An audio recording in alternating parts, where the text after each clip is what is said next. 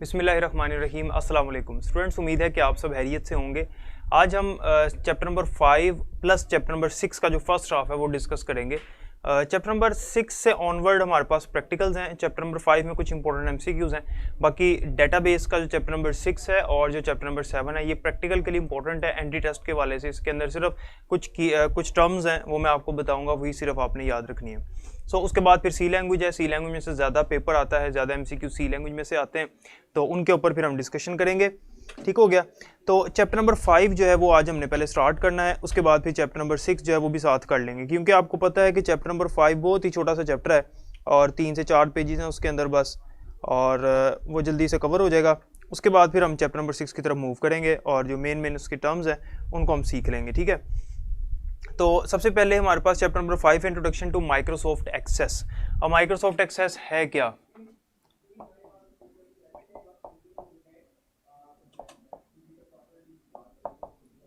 जिसे हम MS access भी कहते हैं।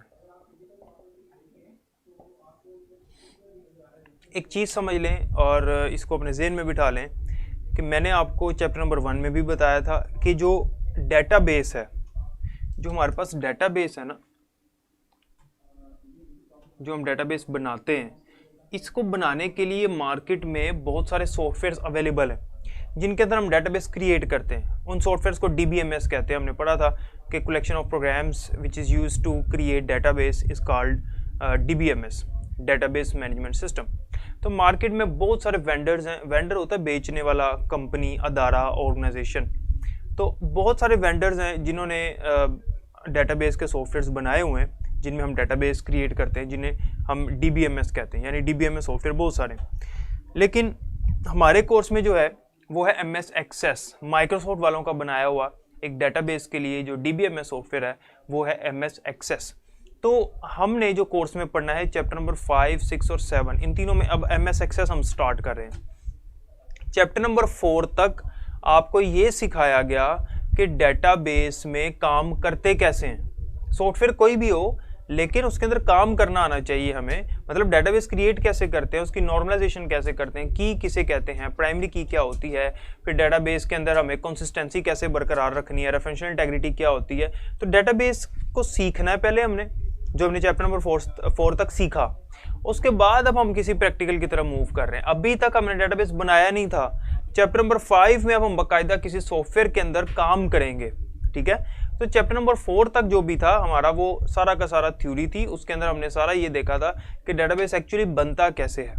अब सॉफ्टवेयर कोई भी हो, सॉफ्टवेयर के अंदर काम करना हमें आना चाहिए। ठीक है, तो मेन हमें चीज़ का पता होगा तभी हम काम कर सकेंगे। एक शख्स को ऐसे लिखना ही नहीं आता, मजमून उसे लिखना नहीं आता, उसके सामने जितने मर्जी टेक्स्ट एडिटर आप खोल के रख दें, उसको किसी भी टेक्स्ट एडिटर को चलाना नहीं आएगा, क्योंकि उसको ऐसे ही नहीं लिखना आता। लेकिन जब ऐसे लिखना आएगा फिर वो किसी टेक्स्ट एडिटर को सीखेगा तो फिर उसके अंदर काम कर सकेगा। तो जो काम हमने उसके अंदर करना है हमें पहले वो काम आना चाहिए।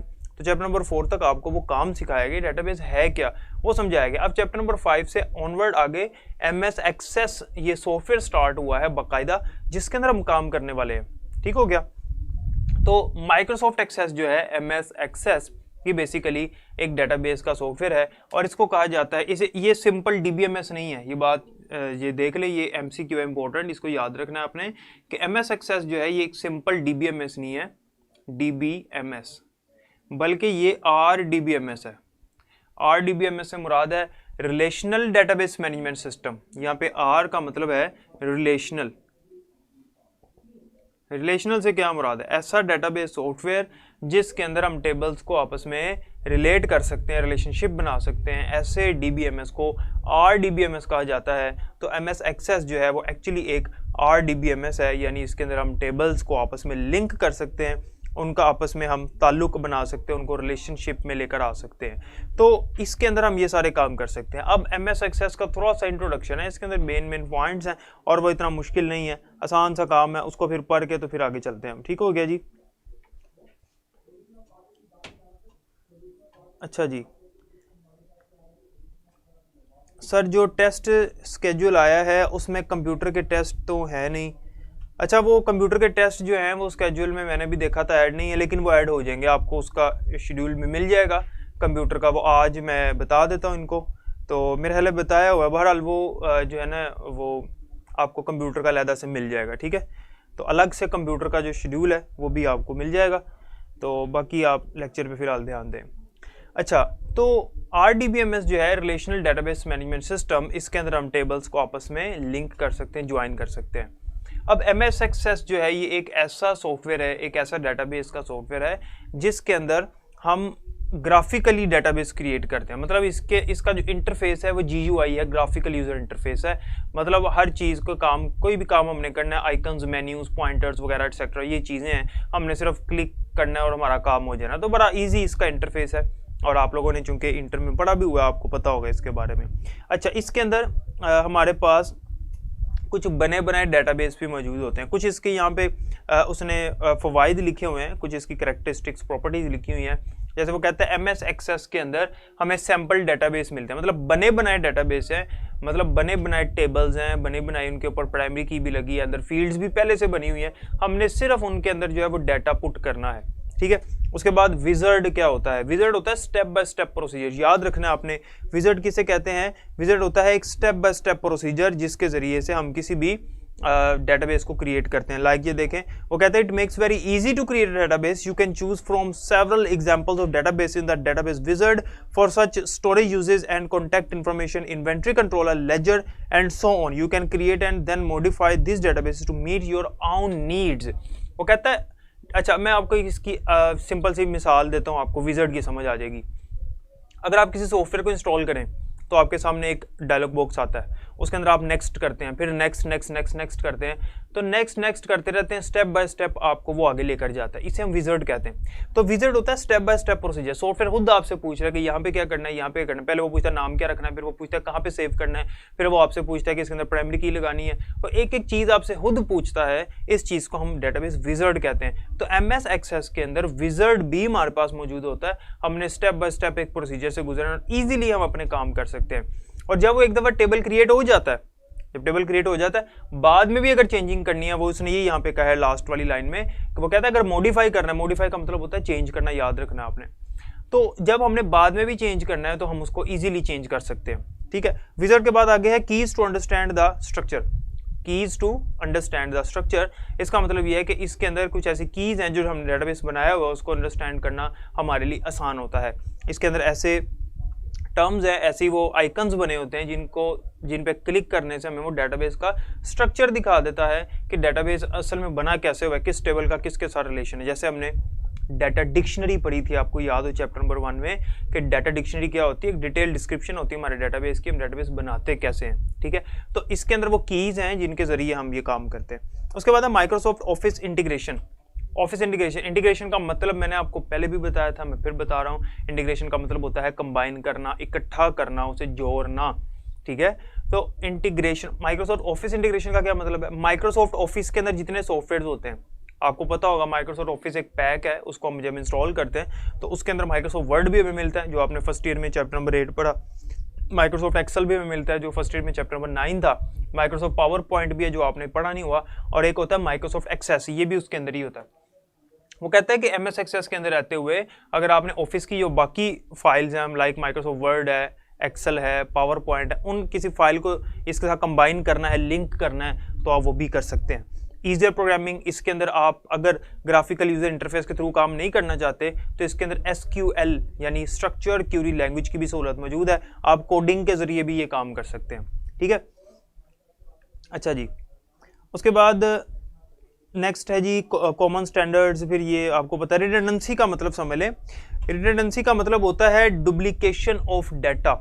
रिडंडेंसी से मुराद है डुप्लीकेशन, ठीक है। वो कह रहा है कि MS एक्सेस का ये फीचर है कि अगर कहीं पे डुप्लीकेशन आ जाती है, एक इन्फॉर्मेशन 2 जगहों पे हमारे पास पड़ी है, तो ये हमें बता देता है कि यहाँ पे डुप्लीकेशन आ रही है। वो डुप्लीकेशन नहीं होने देता, रिडंडेंसी नहीं होने देता, ठीक है। वो कहता है redundancy means duplication of data in multiple files, it waste the storage media of computer. ये हमारे कंप्यूटर की जो मीडिया है, स्टोरेज मेमोरी है, उसको वेस्ट करता है, फजूल वो स्टोरेज हमारी जो यूज़ होती है, जबकि ऐसी नहीं होनी चाहिए। बहरहाल नेक्स्ट हमारे पास वो प्रैक्टिकल है, डेटाबेस कैसे क्रिएट करते हैं। इसका हमारे से कोई ताल्लुक नहीं है क्योंकि हमारा प्रैक्टिकल का काम नहीं है, लेकिन इसके अंदर 1-2 बातें जो है वो हम समझ लें।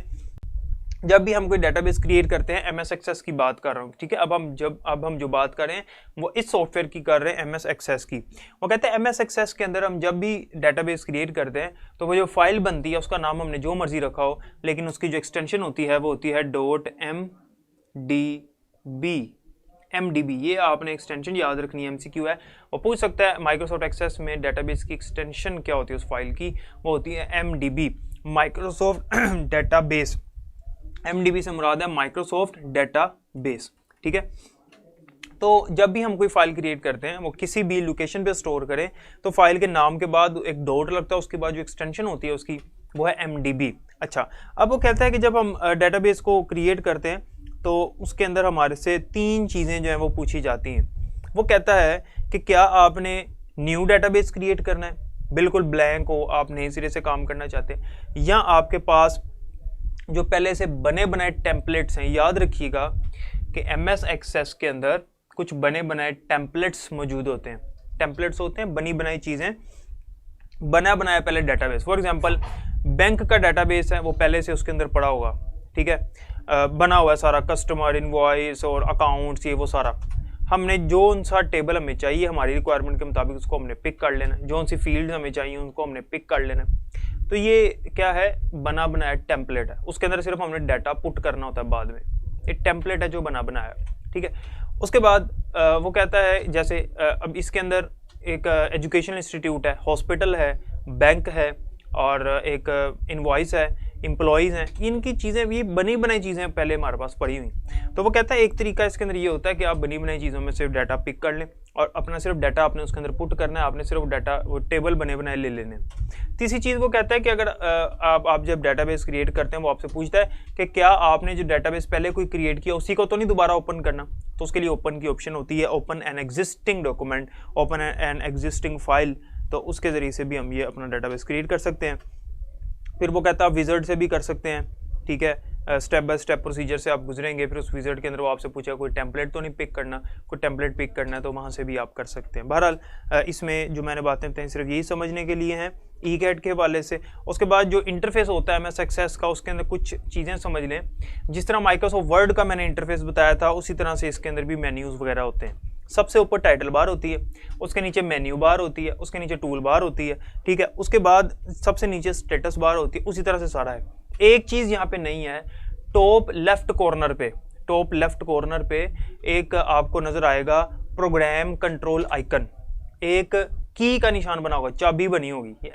MS एक्सेस जो होता है इसका जो आइकन है वो चाबी का निशान होता है, की होती है। तो उसे कहते हैं प्रोग्राम कंट्रोल आइकन, जिस पे क्लिक करने से जो मेन ऑप्शंस हैं मिनिमाइज, मैक्सिमाइज, क्लोज वगैरह वो हमें मिलते हैं, ठीक है। बाकी टाइटल बार मैंने आपको पता है किसे कहते हैं, जिसके ऊपर हमारे डॉक्यूमेंट का नाम लिखा आता है। मेन्यू बार के अंदर मुख्तलिफ मेन्यूज़ होते हैं जिन पे क्लिक करने से मुख्तलिफ कमांड्स खुलती हैं। टूल बार का वर्ड जहाँ पे आएगा, जहाँ पे टूल बार का वर्ड आ जाए, आपने समझ जाना है कि इसके अंदर कमांड्स हैं इन द फॉर्म ऑफ आइकन्स की शक्ल में, तस्वीरों की शक्ल में यहाँ कमांड्स हैं। हमने सिर्फ क्लिक करना है, हमारा काम हो जाना है। इसे हम टूल बार कहते हैं, ठीक हो गया। तो टूल बार जो है उसका वर्ड जो है उससे मुराद ये होता है। उसके बाद स्क्रॉल बार है, फिर स्टेटस बार है, वो आपको पता है स्क्रॉल बार अप डाउन लेफ्ट राइट करने के लिए। एक बड़े इंपॉर्टेंट एंट्री टेस्ट का MCQ है, ये ज़रा समझें। आपसे पूछा जा सकता है, ये MS वर्ड पे भी अप्लाई होता है। MS वर्ड जो है चैप्टर नंबर 8 हमारा फर्स्ट ईयर का, उसके अंदर भी ये आता है। आपसे पूछा जा सकता है कि MS वर्ड में स्क्रॉल बार्स कितनी होती हैं, 1 होती है, 2 होती हैं, 3 होती हैं या 4 होती हैं, स्क्रॉल बार कितनी होती हैं। फिर आपसे पूछा जा सकता है MS वर्ड में रूलर कितने होते हैं, 1, 2, 3 या 4। अच्छा, तो मैं आपको 10 मिनट देता हूँ, मैं आगे पढ़ाता भी हूँ। तो अगर आप में से किसी को पता है तो इसका आंसर दें, देखते हैं कितने लोग इसका सही आंसर देते हैं। आई थिंक मैंने आपको ये पहले भी पढ़ाते हुए बताया था, देखते हैं किसको याद है।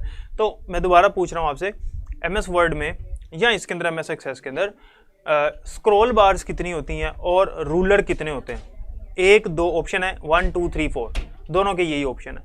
स्क्रॉल बार कितनी है और अपना रूलर कितने हैं, ठीक है। चलिए आगे चलते हैं जी। ये मैं आपको भी इसका आंसर भी बता देता हूँ, देखते हैं आप भी इसका आंसर दें तो सेल्फ असेसमेंट का काम हो जाएगा। ओके, तो जब हम डेटाबेस क्रिएट कर लेते हैं तो उसके अंदर हमें कुछ ऑब्जेक्ट्स नज़र आते हैं डेटाबेस के। अब ये MCQ इंपॉर्टेंट है। डेटाबेस के मेन ऑब्जेक्ट्स 4 हैं, कौन कौन से मेन ऑब्जेक्ट्स हैं एमएस एक्सेस के अंदर? टेबल, क्यूरी, फॉर्म और रिपोर्ट। ठीक है, ये 4 मेन ऑब्जेक्ट्स हैं, लेकिन एमएस एक्सेस के अंदर हमें 6 ऑब्जेक्ट्स नजर आते हैं टोटल, हैं टोटल 6, मेन 4 हैं। आपसे पूछे मेन कितने हैं तो 4 आंसर लगाना है, वैसे पूछे तो आपने इसका 6 आंसर लगाना है। 1 2 3 4 5 6 7, सॉरी 7 है, 7 है वैसे ऑब्जेक्ट्स इसके। टेबल, फॉर्म, क्यूरी और रिपोर्ट के अलावा क्या क्या होता है? पहले मैं आपको टेबल, क्यूरी, फॉर्म और रिपोर्ट का बताता हूँ, जो मेन ऑब्जेक्ट्स हैं। इसके बाद जो बाकी 3 हैं वो भी मैं आपको एक्सप्लेन कर देता हूँ, उनको ज़रा समझ लें। ठीक है जी। अच्छा, टेबल क्या होता है? टेबल आपको पता है जिसके अंदर हम डाटा स्टोर करते हैं। सिंपल टेबल आपको पहले भी बता चुका हूँ, जिसे हम फाइल भी कहते हैं, टेबल को रिलेशन भी कहते हैं, डाटा सेट भी कहते हैं, डाटा ऑब्जेक्ट भी कहते हैं, एंटिटी भी कहते हैं। ये सारी बातें मैं आपको बता चुका हूँ। तो जिसके अंदर हमारा मेन डाटा स्टोर होना होता है उसे टेबल हम कहते हैं। ठीक है, जो कॉम्बिनेशन ऑफ रो और कॉलम होता है, ये रोज हैं और ये कॉलम्स हैं। ओके, क्यूरी क्या है? क्यूरी, अब ये समझें जरा। टेबल का तो आपको पहले ही पता था, ये हमने पढ़ लिया हुआ है पहले ही, हम शुरू से टेबल के ऊपर ही तो बात कर रहे हैं। क्यूरी, फॉर्म और रिपोर्ट नई चीज़ें हैं, इनको जरा आपने ध्यान से समझना, इनकी डिटेल भी आगे है और इनमें से एमसीक्यू भी आता है। ठीक है, अच्छा जी। 2 2 2 2, रिमशा ने कहा है 2। अब ये 2 आपने स्क्रॉल बार कहे हैं या रूलर कहा है? ओके, ईशा ने भी 2 कहा है, मोहम्मद 2, समाविया ने 2 स्क्रॉल बार होती हैं। अच्छा, तो रूलर कितने होते हैं जी? जी स्क्रॉल बार 2 ही होती हैं।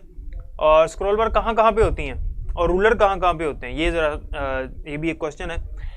स्क्रॉल बार एक राइट साइड पे होती है, एक बॉटम पे होती है, ये याद रखना है। स्क्रॉल बार एक राइट पे होती है और एक बॉटम पे होती है। रूलर एक टॉप पे होता है और एक लेफ्ट पे होता है। रूलर भी 2 हैं, स्क्रॉल बार भी 2 हैं। स्क्रॉल बार राइट और बॉटम, और रूलर टॉप और लेफ्ट, ये याद रखना है। इसमें से एमसीक्यू आ सकता है। जी रिमशा, आपका भी आंसर करेक्ट है।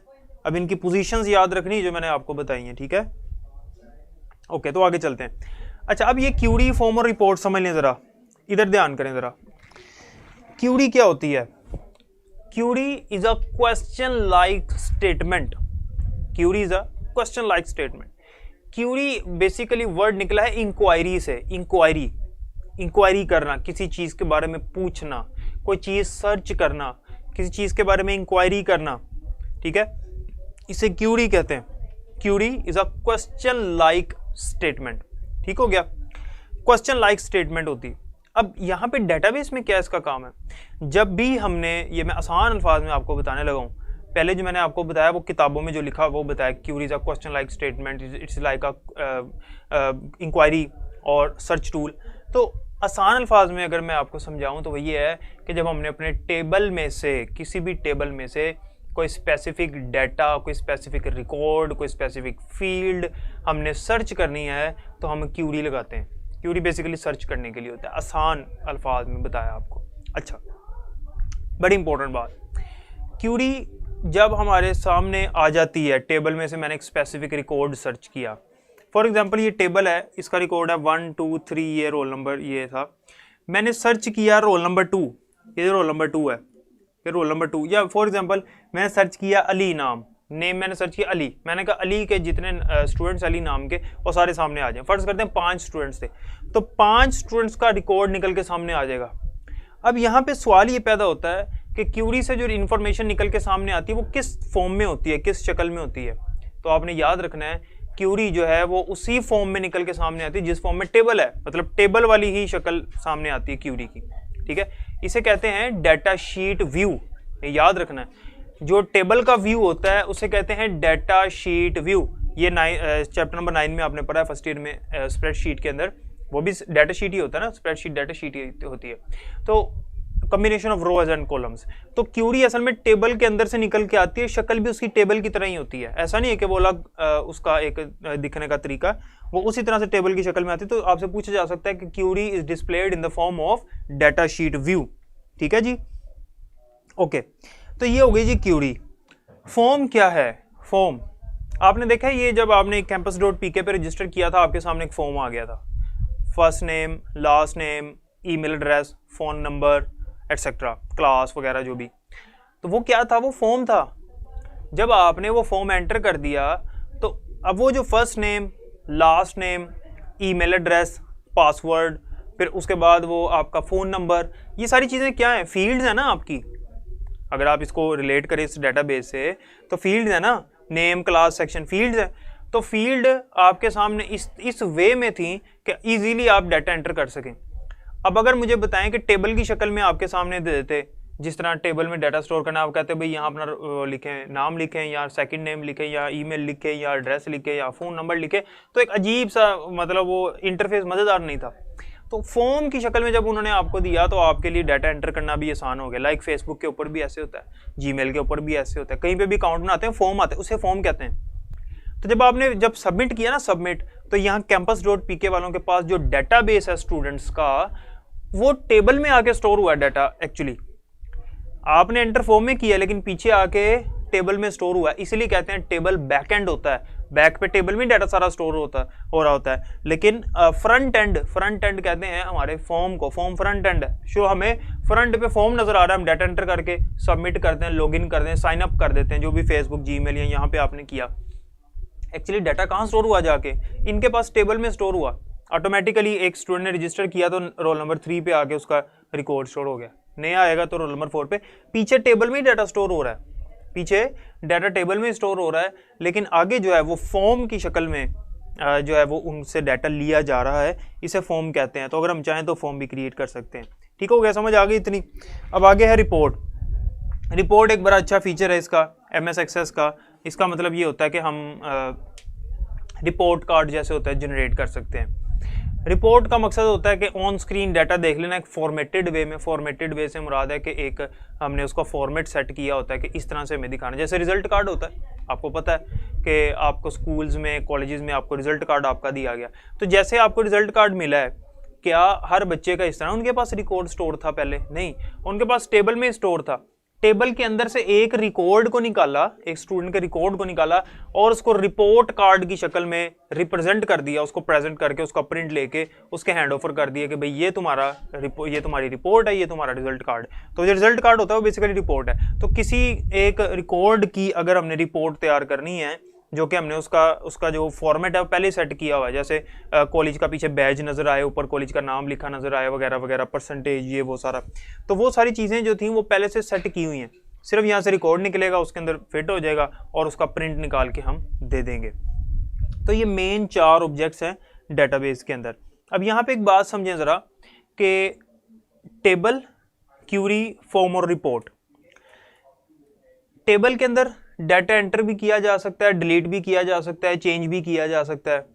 क्यूरी लगाने के बाद, क्यूरी लगाई, 4 स्टूडेंट्स का रिकॉर्ड निकल के सामने आया, मैं चेंज कर सकता हूं। तो क्यूरी बेसिकली टेबल में से निकल के आया ना डाटा, तो जब यहां चेंज करूंगा तो पीछे टेबल में भी ऑटोमेटिकली चेंज हो जाएगा।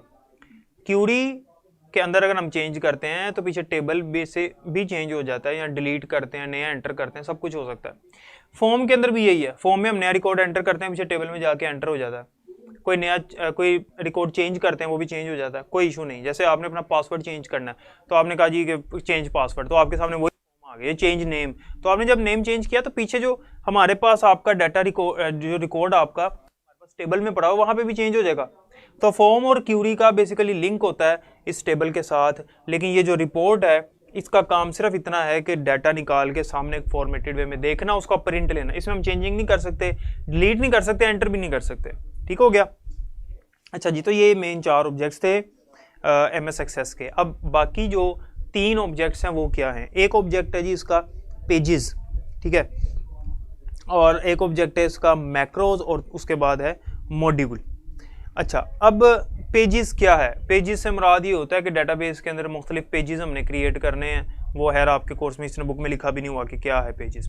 तो मुख्तलिफ आपने पेजेस क्रिएट करने जिनके ऊपर आपने अपना टेबल जो है वो दिखाना है, तो उसके लिए पेजेस होता है, लेकिन हमारा इससे कोई कंसर्न नहीं है।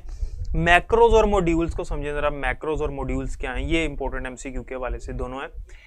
मैक्रो किसे कहते हैं और मॉड्यूल किसे कहते हैं? स्टूडेंट्स, जो मैक्रो होता है ना, मैक्रो, ये हमने वो जो फर्स्ट ईयर में पढ़ा था ना चैप्टर 8 में, ये वही है, सीरीज ऑफ की स्ट्रोक्स।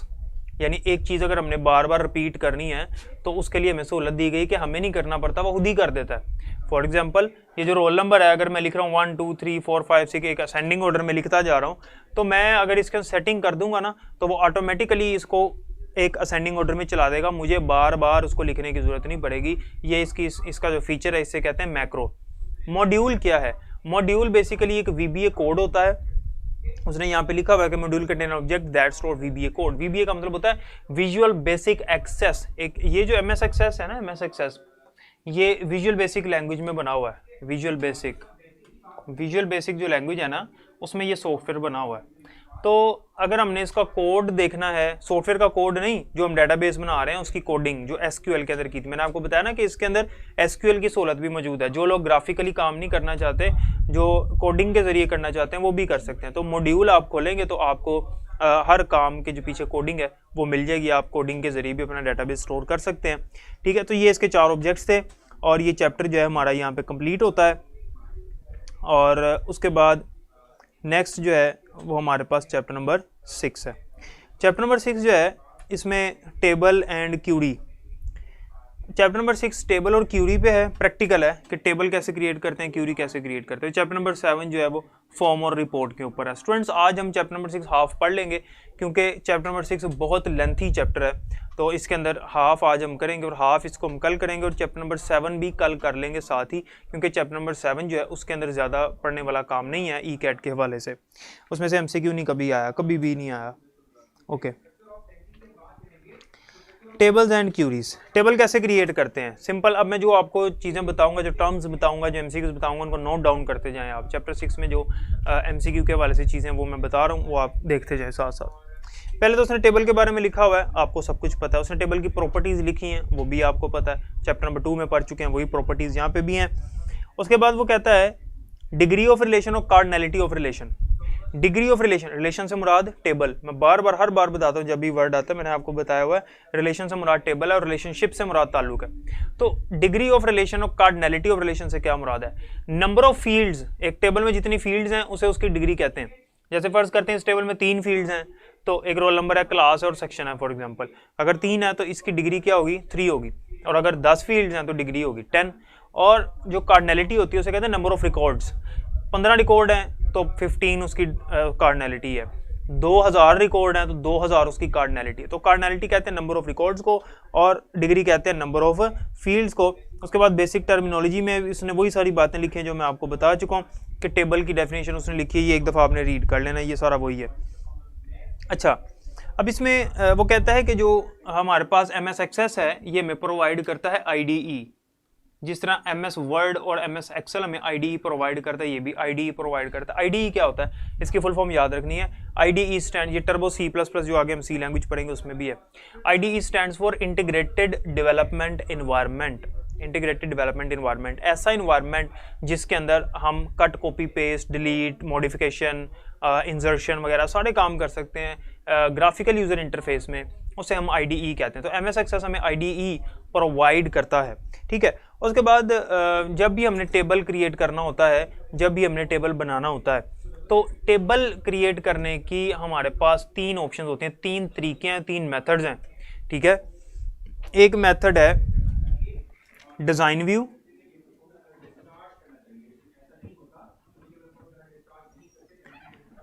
अब ये जो डिज़ाइन व्यू है ये क्या है मैं आपको बताता हूँ। एक है एंटरिंग डाटा और तीसरा है एक है डिज़ाइन व्यू, दूसरा है एंटरिंग डाटा और तीसरा जो है वो है विज़र्ड। ठीक है, यहाँ पे इसने डायग्राम बनाई होगी और उसके अंदर लिखा होगा कि टेबल जो है वो 3 तरीकों से क्रिएट किया जाता है, एक डिज़ाइन व्यू, विज़र्ड और एंटरिंग डाटा। डिज़ाइन व्यू क्या है, एंटरिंग डाटा क्या है, विज़र्ड क्या है? पहले तो मैं आपको एंटरिंग डाटा बताने लगा हूँ कि एंटरिंग डाटा क्या है। जब हम टेबल क्रिएट करते हैं ना बाय एंटरिंग डाटा, ये वाला मेथड चूज करते हैं, क्या होता है एक खाली टेबल सामने आ जाएगा, खाली टेबल बिल्कुल, और उसके ऊपर मुख्तलिफ फील्ड्स बनी होंगी। फील्ड का नाम भी हमने नहीं अभी रखा, तो फील्ड का नाम क्या होगा? फील्ड का नाम होगा field 1, field 2, field 3, field 4 and so on up to field n। तो जो फील्ड्स हैं उनका नाम हम चाहें तो बाद में चेंज कर सकते हैं। कैसे चेंज करना है, सिंपली आपने डबल क्लिक करना है फील्ड के नाम के ऊपर, तो नाम चेंज हो जाएगा। ठीक है, तो एक खाली टेबल आ जाता है, जो भी करना है आप उसके अंदर डाटा एंटर करें, फील्ड का नाम चेंज करना, नाम चेंज करें। ये होता है बाय एंटरिंग डाटा। अच्छा, अब ये जो है डिज़ाइन व्यू क्या है, जब हम डिज़ाइन व्यू करते हैं तो एक खाली टेबल नहीं आता हमारे सामने, एक व्यू आ जाता है हमारे सामने। डिज़ाइन व्यू से मुराद होता है कि इसके अंदर वो हमसे पहले पूछता है कि भाई फील्ड के नाम सेट कर लो, फील्ड्स की डाटा टाइप सेट कर लो। डाटा टाइप से मुराद, जैसे हम सी लैंग्वेज में वेरिएबल को डाटा टाइप दे देते हैं कि इसके अंदर इस टाइप का डाटा आएगा, यहाँ पे भी हम डाटा टाइप सेट करते हैं। अब यहाँ पे डाटा टाइप्स कौन सी हैं वो भी हम आगे पढ़ते हैं। ठीक है, सी लैंग्वेज में और थी, यहाँ और है।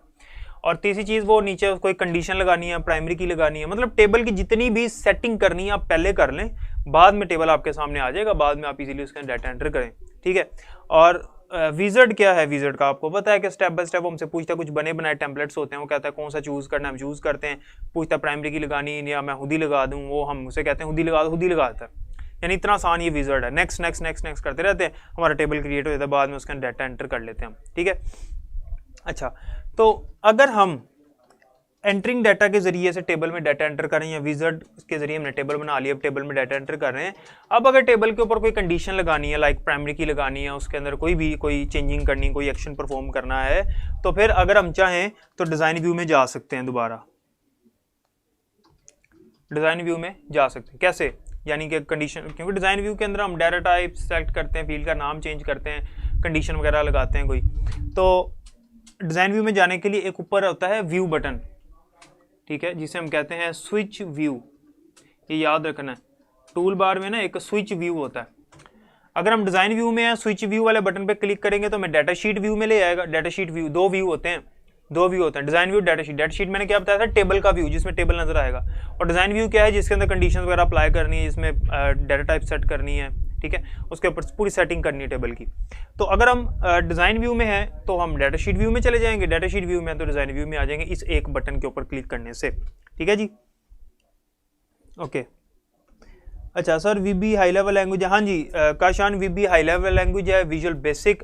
ये विजुअल बेसिक जो है, ये माइक्रोसॉफ्ट जिन्होंने ये सॉफ्टवेयर बनाया ना, लैंग्वेज भी उन्होंने बनाई हुई है, उन्होंने अपनी ही लैंग्वेज के अंदर अपना ही सॉफ्टवेयर बना दिया और सॉफ्टवेयर मशहूर हो गया। ठीक है, मतलब बहुत ज़्यादा इस्तेमाल होता है। MS ऑफिस जो है, MS ऑफिस के अंदर जितने भी सॉफ्टवेयर है ना, MS Word, PowerPoint, Excel और एक्सेस, ये वीबी के अंदर बने हुए हैं, और ये वीबी इनकी अपनी लैंग्वेज बनाई हुई है, माइक्रोसॉफ्ट वालों ने बनाई हुई है। बहरहाल जब मैं सी लैंग्वेज शुरू करूँगा ना, तो मैं आपको इसके बारे में फिर बता दूंगा। ठीक है, हाँ। अब ये जब भी आपने डिज़ाइन व्यू ओपन करना है ना, उसके अंदर आपको ऊपर वाला जो पैन होता है उसके अंदर तीन चीज़ें नज़र आती हैं, फील्ड का नेम, डाटा टाइप और डिस्क्रिप्शन।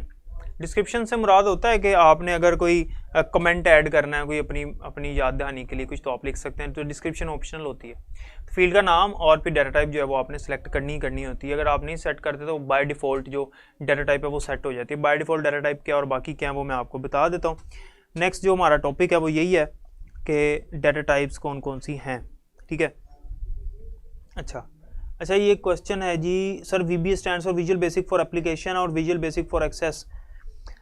विजुअल बेसिक, ये जो VBA है ना, VBA, इसका मतलब होता है कि विजुअल बेसिक लैंग्वेज फॉर, जिस सॉफ्टवेयर में हम काम कर रहे हैं उस सॉफ्टवेयर को, सॉफ्टवेयर एप्लीकेशन होती है ना, तो जिस सॉफ्टवेयर में काम कर रहे हैं उस सॉफ्टवेयर के अंदर अगर हम कोडिंग के जरिए से कोई एक्शन परफॉर्म करना चाहते हैं, कोडिंग के जरिए काम करना चाहते हैं, तो वो कहलाता है VBA।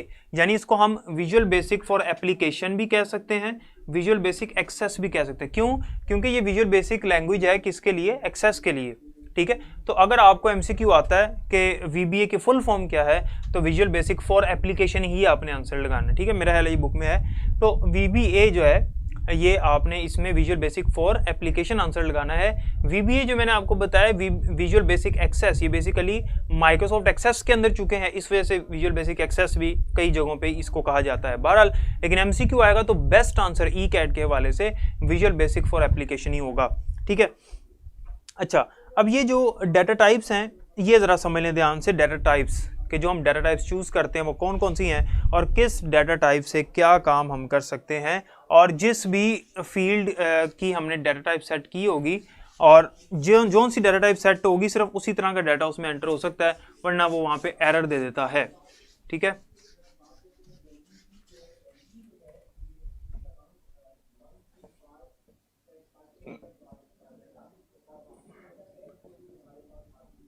Data types. सबसे पहली जो डाटा टाइप है वो है टेक्स्ट। अब आपने याद रखना है कि जो टेक्स्ट है ये ऐसी डाटा टाइप है जिसके अंदर हम टेक्स्ट यानी नंबर्स, अल्फ़ाबेट्स, अल्फ़ान्यूमेरिक डाटा कोई भी एंटर कर सकते हैं, लेकिन इसकी एक लिमिट है जो कि है 255 कैरेक्टर्स तक। ये लिमिट याद रखनी शॉर्ट क्वेश्चन के वाले से, ठीक है। तो कोई भी हमने डाटा लिखना तो टेक्स्ट हम उसके अंदर उसकी डाटा टाइप करके तो उसको हम उसके अंदर कुछ भी हम एंटर कर सकते हैं, लेकिन उसकी लिमिट है 255 कैरेक्टर्स। दूसरी जो डाटा टाइप है वो है मेमो। मेमो भी टेक्स्ट की तरह ही है, टेक्स्ट ही है, फ़र्क ये है कि लिमिट का फ़र्क है। क्या फ़र्क है जी? इसमें 64,000 कैरेक्टर्स की लिमिट है, इसके 255, इसमें 64,000। वैसे इतनी ज़रूरत पड़ती नहीं है, लेकिन लिमिट जो है उसने बढ़ा दी, कई दफ़ा 255 से ज़्यादा एक्सीड कर जाती है लिमिट हमारी। उसके बाद तीसरे नंबर पर है जी नंबर। अब ये number format, number data type क्या है? इसके अंदर सिर्फ नंबर्स एंटर कर सकते हैं। लाइक अगर किसी का फ़ोन नंबर है या किसी ने रोल नंबर लिखा हुआ है या सीरियल नंबर है तो उसके अंदर सिर्फ नंबर ही आना है, कोई अल्फ़ाबेट तो आना नहीं है, तो फिर उसको हम नंबर से जो है उसकी डाटा टाइप रख लेते हैं। उसके बाद है डेट और टाइम। अगर किसी फील्ड में हमने डेट और टाइम एंटर करना है, सेव करना है, तो डेट और टाइम उसकी डाटा टाइप सेलेक्ट करेंगे। उसके बाद करेंसी है। अगर हमने कोई पैसे जैसे फीस है या सैलरी है तो उस फील्ड की डाटा टाइप अगर हम कर लेते हैं करेंसी, तो उससे क्या होता है कि वहाँ पे ऑटोमेटिकली उन पैसों से आगे डॉलर का साइन लग जाता है, ठीक है, डॉलर साइन लगता है, जिससे पता लगता है कि ये यहाँ पे अमाउंट है, सिंपल नंबर नहीं है, ये यहाँ पे अमाउंट है। उसके बाद ऑटो नंबर, ये इंपॉर्टेंट है। ऑटो नंबर जो है ये एक ऐसी डाटा टाइप है जिसमें ऑटोमेटिकली नंबर जो है वो इंक्रीजिंग ऑर्डर में खुद ब खुद वो एंटर कर देता है। जैसे मैंने आपको इससे पहले एक एग्जांपल दी थी मैक्रो की, ये मैक्रो के अंदर आता है ये फीचर कि अगर मैंने फॉर एग्जांपल रोल नंबर है, मैं कहता हूँ रोल नंबर असेंडिंग ऑर्डर में मिले 1 2 3 4 एंड सो ऑन, तो फिर रोल नंबर की डाटा टाइप जो है वो मैं कर दूंगा ऑटो नंबर। तो मुझे लिखने की जरूरत नहीं, वो ऑटोमेटिकली उसको 1 2 3 4 एंड सो ऑन चलाता जाएगा, इसे कहते हैं ऑटो नंबर। उसके बाद है येस और नो। येस और नो का मतलब है कि जब हमने किसी के, जैसे मैंने आपको मैरिड का मैरिटल स्टेटस का बताया था कि मैरिड है या नहीं है, अगर मैरिड है तो येस कर दो वरना नो कर दो। इस तरह की डाटा टाइप के अंदर, इस तरह की फील्ड के अंदर जिसकी हमने डाटा टाइप येस और नो की होगी, उसमें मैं येस नो भी लिख सकता हूँ, ऑन ऑफ भी लिख सकता हूँ, ठीक है, 1 और 0 भी लिख सकता हूँ। ये 3 तरह की डाटा इसके अंदर मैं एंटर कर सकता हूँ। उसके बाद है OLE ऑब्जेक्ट। इसकी फुल फॉर्म याद रखनी है। OLE की फुल फॉर्म होती है ऑब्जेक्ट लिंकिंग एंड एम्बेडिंग। जब हमने कोई पिक्चर ऐड करनी है किसी फील्ड के अंदर, फॉर एग्जांपल स्टूडेंट्स की पिक्चर ऐड करने वाली एक फील्ड है, तो उसकी डाटा टाइप जो है वो OLE रखूंगा मैं, ठीक है, पिक्चर ऐड करनी है या कोई फाइल ऐड करनी है तो उसके लिए। और लास्ट पे है जी हाइपरलिंक। हाइपरलिंक का मतलब होता है कोई लिंक आपने ऐड करना है वहाँ पे, जिस पे क्लिक करने से कोई चीज़ ओपन हो जाए, चाहे वो कंप्यूटर के अंदर कोई फाइल है उसका लिंक है या किसी वेबसाइट पे किसी वेब पेज का लिंक है, वो आपने ऐड करना है तो आप कर सकते हैं। फॉर एग्जांपल मुख्तलिफ ब्रांड्स या मुख्तलिफ कंपनीज हैं, उनका मेरे पास रिकॉर्ड है, तो उनकी जो वेबसाइट्स है वो मैं लिखना चाहता हूँ अपने टेबल के अंदर, एक फील्ड में बना लूँगा वेबसाइट, किस कंपनी की यही वेबसाइट है, तो उसकी जो डाटा टाइप मैं रखूँगा वो हाइपर लिंक रख दूंगा और वहाँ पे वो लिंक ऐड कर दूंगा। एक बड़ी इंपॉर्टेंट बात याद रखनी है कि हाइपर लिंक जब भी हम ऐड करते हैं तो ये 4 हिस्सों पर मुश्तमिल होता है, 4 चीज़ें हम इसके अंदर लिखते हैं और चारों चीज़ों को डिवाइड किया जाता है पाउंड साइन से, यानी हैश के साथ, ये भी याद रखना है। अब ये 4 चीज़ें कौन कौन सी हैं? पहली चीज़ जो है वो है URL, जो भी हम वहाँ पे एड्रेस हम लिखना चाहते हैं वो लिखते हैं। अच्छा, द पाथ ऑफ URL, सब एड्रेस जो कि उसका एड्रेस होगा, ठीक है, वेबसाइट का। उसके बाद वो टेक्स्ट है जो डिस्प्ले करना है और उसके बाद फिर टूल टिप, ठीक है। तो ये 4 चीज़ें जो हैं वो हम यहाँ पे लिखते हैं। मैं आपको यहाँ पे लिख के बता देता हूँ। फॉर एग्जांपल मैं एक URL यानी लिंक लिखना चाह रहा हूँ पंजाब यूनिवर्सिटी का रिजल्ट्स का, तो सबसे पहले तो वो जो टेक्स्ट है जो मैं चाहता हूँ वहाँ पे डिस्प्ले हो, टेक्स्ट डिस्प्ले, जैसे ये मैंने एक फील्ड बनाई है वेबसाइट की और इसकी डाटा टाइप मैंने हाइपरलिंक सेट कर दी है।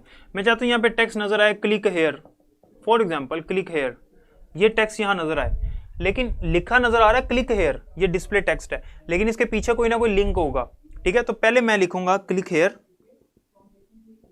हेयर, उसके बाद लगाऊंगा हैश, ये टेक्स्ट लिखा नजर आएगा। दूसरी चीज है जो लिंक मैंने देना है www.pu.edu.pk, ये एड्रेस है, ठीक है। और जो सब एड्रेस होता है, अगर सब एड्रेस होगा जो जैसे रिजल्ट वाले सेक्शन में जाना है, जैसे अक्सर ऐसे होता है pu.edu.pk/results,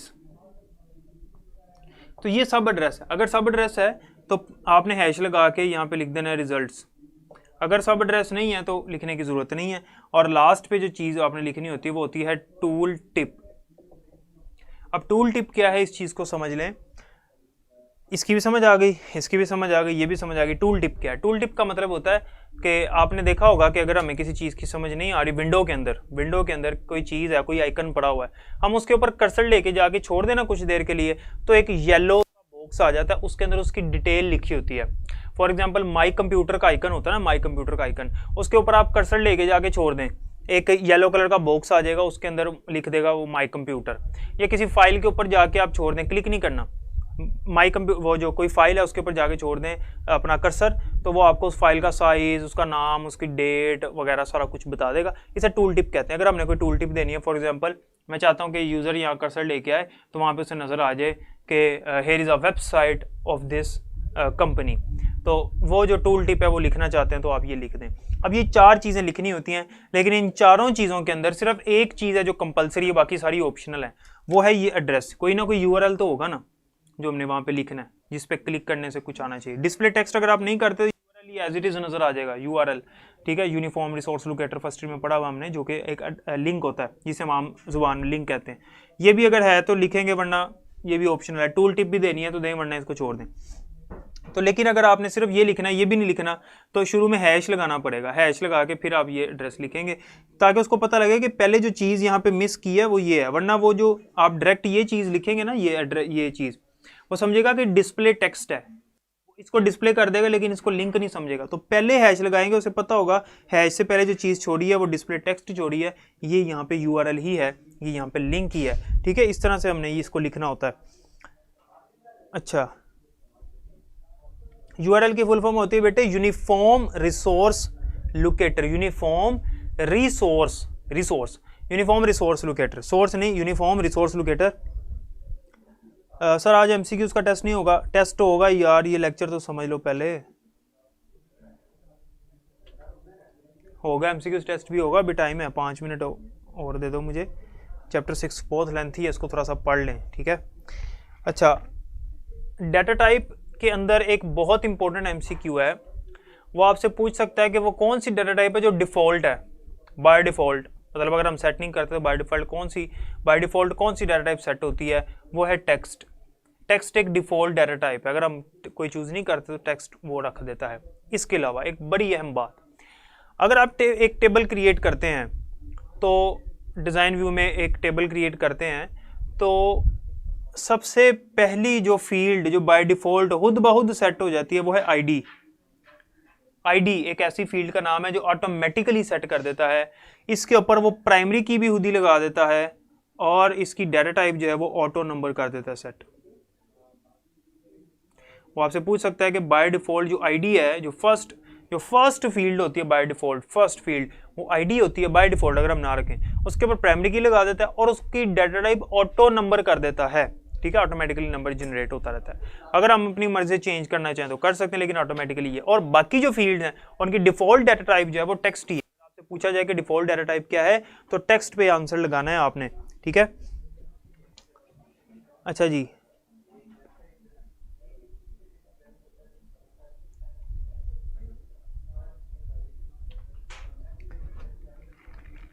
अच्छा वो कहता है कि जो हमारी फील्ड का साइज़ है वो जो है उसकी भी डिफरेंट रेंजेस हैं। 50 करैक्टर से 255 करैक्टर तक फील्ड का साइज़ होता है। और फिर उसके बाद वो कहते हैं इसके अंदर भी कुछ जब हम प्रॉपर्टीज़ में जाते हैं, अब हमें वो जो नीचे ऊपर फील्ड का नाम, उसके बाद उसकी डाटा टाइप और डिस्क्रिप्शन है, उसके नीचे एक बॉक्स होता है जिसे फील्ड प्रॉपर्टीज़ का पैन कहते हैं।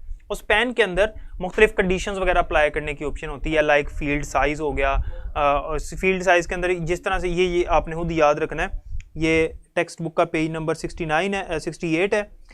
इसमें वो कह रहा है कि फील्ड का जो साइज़ है वो हम अपनी मर्ज़ी से बढ़ा सकते हैं या कम कर सकते हैं। अब फील्ड के साइज़ के अंदर भी कुछ जो है वो टर्म्स हैं, जैसे बाइट है, इंटीजर है, लॉन्ग इंटीजर है, ठीक है।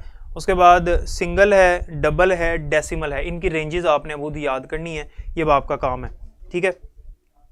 बाकी आगे फॉर्मेट है वो इतना खास नहीं है, अहम नहीं है। उसके अंदर एक दो चीज़ें आपने उसको पढ़ लेना है उस टेबल को, कि हम नंबर फॉर्मेट कैसे सेट करते हैं, डेट फॉर्मेट कैसे सेट करते हैं, ये सिर्फ एक दफ़ा देख लेना है। ठीक है। और जो नीचे फील्ड प्रॉपर्टीज होती है उसके अंदर एक चीज़ होती है डिफॉल्ट वैल्यू। अगर आप किसी फील्ड में एक वैल्यू रखना चाहते हैं वो एक ही वैल्यू पूरी फील्ड में आ जाए। फॉर एग्जाम्पल एक टेबल है सेकेंड ईयर का एक टेबल है, उनकी क्लास है 12, तो क्लास की एक फील्ड बनी है, अब सब में 12 ही लिखा जाएगा ना, तो बार बार आप 12 लिखने की बजाय आप उस फील्ड की जो नीचे प्रॉपर्टी आ रही है डिजाइन व्यू के अंदर, वहां पे डिफॉल्ट वैल्यू के अंदर 12 लिख दें, तो सबकी वैल्यू जो है वो 12 कर देगा डिफॉल्ट वैल्यू के मुताबिक। ठीक है, ओके। तो बाकी इंशाल्लाह हम कल करेंगे चैप्टर नंबर 6 जो रह गया। अब आपके सामने जो टेस्ट आएगा उसको सोल्व करें, फिर उसके बाद उसका फीडबैक भी देख लेते हैं। ठीक है जी, पेज रिफ्रेश करें जी, आपको आपका टेस्ट नज़र आ जाएगा। पेज रिफ्रेश करें, तमाम स्टूडेंट्स अपने पेज को रिफ्रेश करें, फिर टेस्ट स्टार्ट होगा। ठीक है, जितने भी स्टूडेंट्स हैं सारे अपने पेज को रिफ्रेश करें, जल्दी करें।